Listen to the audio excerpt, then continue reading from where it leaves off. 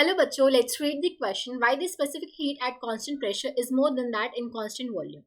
Question में क्या पूछा है, जो specific heat at constant pressure होती है वो specific heat at constant volume से ज्यादा की होती है। अब ऐसा क्यों होता है?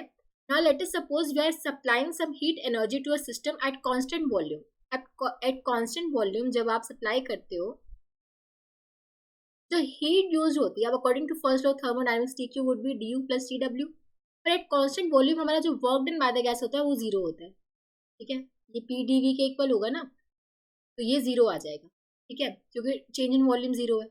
तो d q would be equal to d, मतलब amount of energy supplied is use to raise the temperature of the gas, उसकी इंटरनल एनर्जी चेंज करने में यूज होगा। N C V d T would be equal to d U, C V की value क्या आ जाएगी, 1/n D by D T.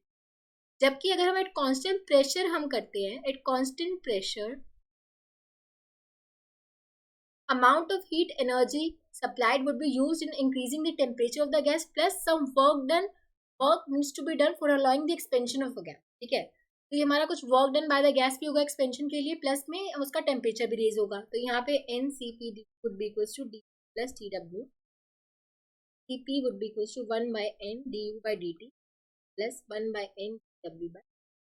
ठीक है, तो यहाँ पे हम देख सकते हैं कांस्टेंट प्रेशर उसकी टेम्परेचर को रेज करने के लिए भी यूज हो रही है हीट, प्लस में some work is also done, जबकि कांस्टेंट वॉल्यूम पे सिर्फ उसके टेम्परेचर को रेज करने में यूज हो रही है। ठीक है, तो सीपी की वैल्यू हमारी यहाँ से देख सकते हैं सीवी प्लस में 1/n d W by D T के इक्वल आ रही है। तो CP is always greater than CV.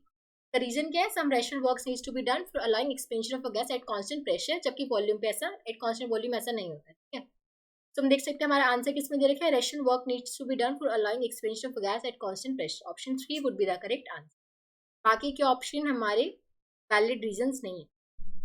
ठीक है, third option would be the correct answer. I hope आप सबको समझ आया होगा। Thank you so much.